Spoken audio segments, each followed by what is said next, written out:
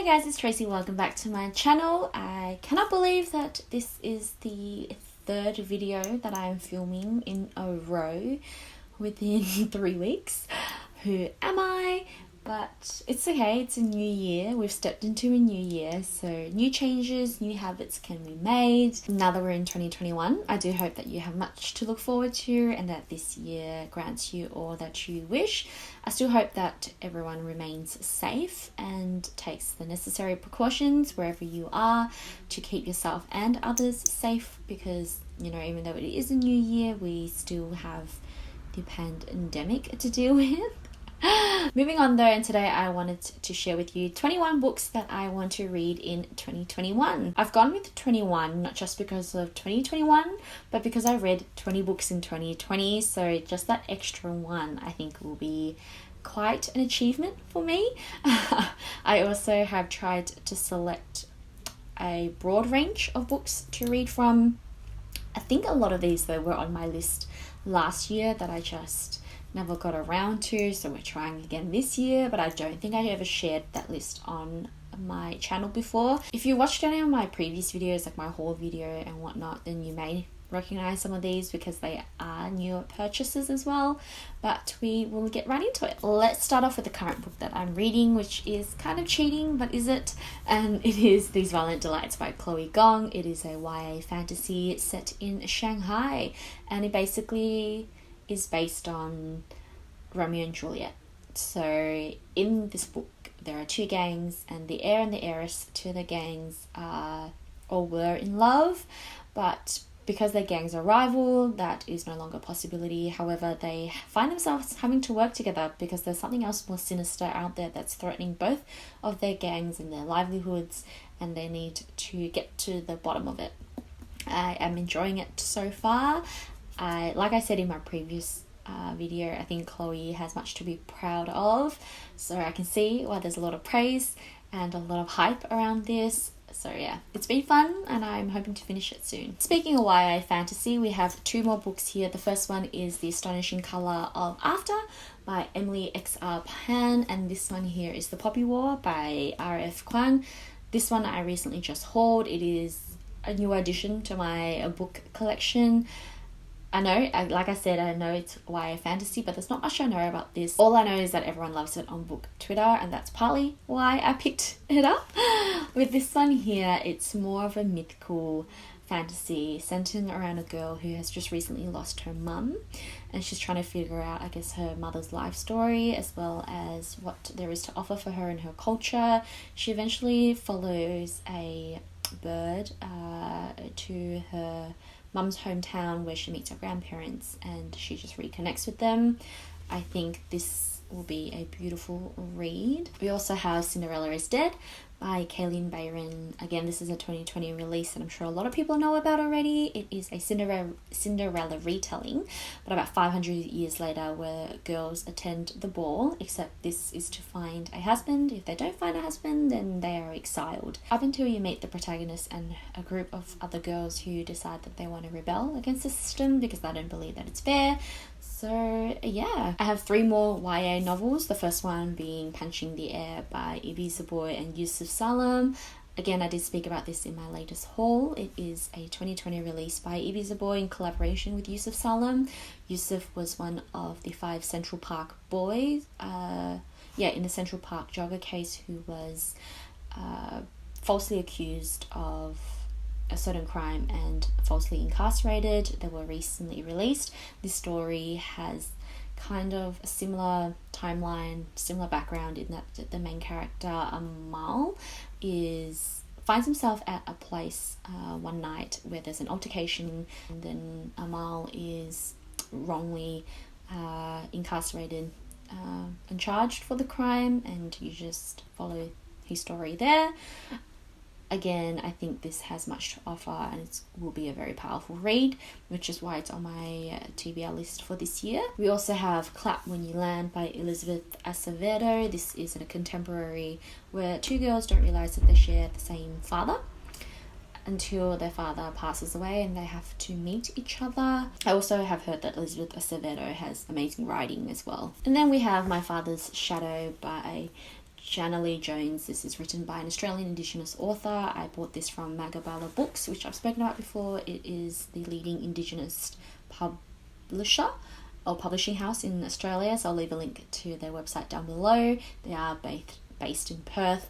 In particular, with this story here, a young girl is woken up in the middle of the night and they have to leave. Her father's gone and is not coming back, and there's a whole lot of questions around what's going on, and she just learns to discover all of these secrets along the way. I also would love to be able to finish Hollowpox, or start and finish Hollowpox by Jessica Townsend. It is a middle grade novel, the third in the series following Morrigan Crow and her many adventures that she has with her group of peers. Essentially, Morrigan never realised that she had magical powers or special abilities, and then when she does realise, she enters the school to learn to control it and whatnot, and then adventure ensues.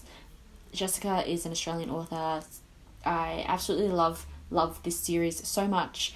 The first one, Nevermore, so fun to read, and then you go on to read, I think the second one was Wondersmith, that is correct. I have the entire series on my bookshelf. Wondersmith, and this one here is Hollowpox. Moving on, and I have one adult fantasy. This is The Lies of Locke Lamora by Scott Lynch. I have had this on my shelf for quite a while now, and I keep meaning to read it and never getting around to it, but I am determined to finish it this year. It is book 1 of the Gentleman Bastard sequence. It says so on here.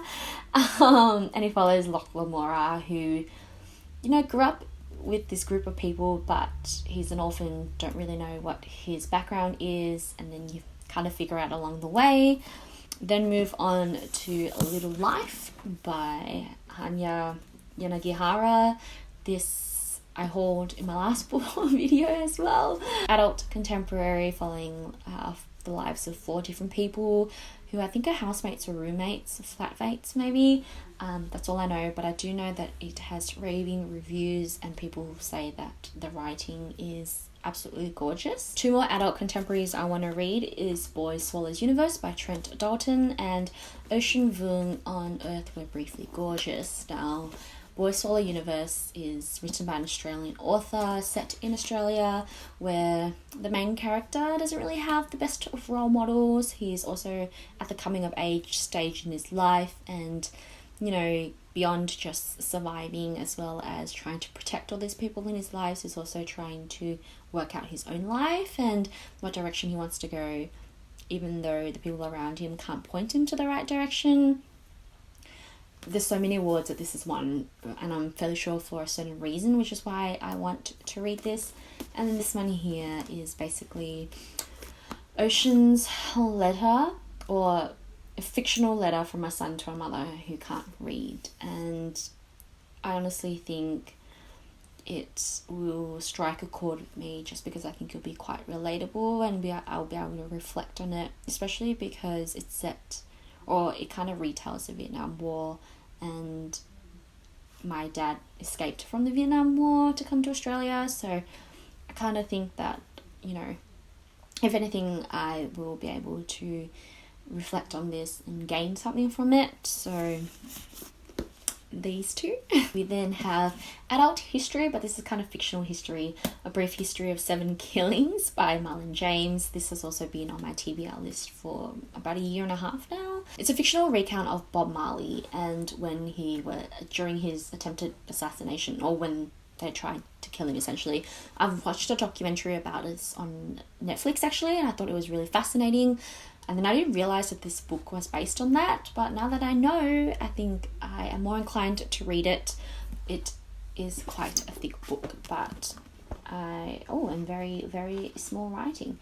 But I am sure that I will get through it. This is also an adult historical novel, but this is based on a true story about the black female mathematicians at NASA. So we have Hidden Figures. I have the one with the movie cover.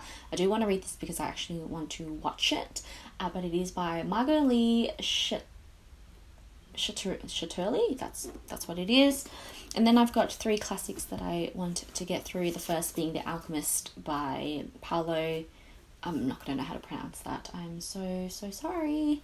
I also realised that I never peel off my stickers when I should, but this is a very, very well-known novel. that's quite philosophical. I'm fairly sure it's a philosophy themed book. I think that's all I know, but I've been meaning or have been wanting to read this for years now. We have 1984 by George Orwell. Everyone knows really what this is about. And the final classic that I want to read is Anne of Green Gables by L.M. Montgomery. Maybe after reading this I might appreciate Anne with an E a bit more on Netflix. I've seen a couple of episodes here and there, but I do want to read it first. So we're rounding out the TBR list for this year with 3 non-fictions. The first one being Nothing Much Happens by Catherine Nicolai. This is a recent collection to my bookshelf as well, or actually it's on my bedside table, because essentially it is just, mini stories or short stories that creates a calming environment or scenario for you that you read before bed so that you are able to fall asleep a little easier. I struggle with sleep 5,000%. I struggle to put away my laptop or any electronics, so I think this is going to create that reading before bedtime habit that I want, and hopefully gets me to sleep easier. We also have Women Don't Owe You Pretty by Florence Given. This challenges stereotypical norms, any outdated expectations, society expectations, things like that. I was gifted this by a friend for my birthday, which I really appreciate. I also think in here it just has some incredible illustrations and probably much to offer, so I'm extremely excited to read this. And then the last one is So You Think You Want to Talk About Race. I actually have this as an audiobook on Audible that I have been meaning to listen to. I listened to maybe like the first chapter. I love the way that it is narrated and the voice as well. That is everything that I want to read for 2021. Leave a comment down below to let me know what you are planning to read. If we are wanting to read the same books at all, which ones I should read next if you've read any of these. Otherwise, like I said, I do hope that 2021 just is an incredible year for you, and that there is much to come and that you will achieve much success. I think that is it. I shall see you guys soon. Hope you have a lovely day.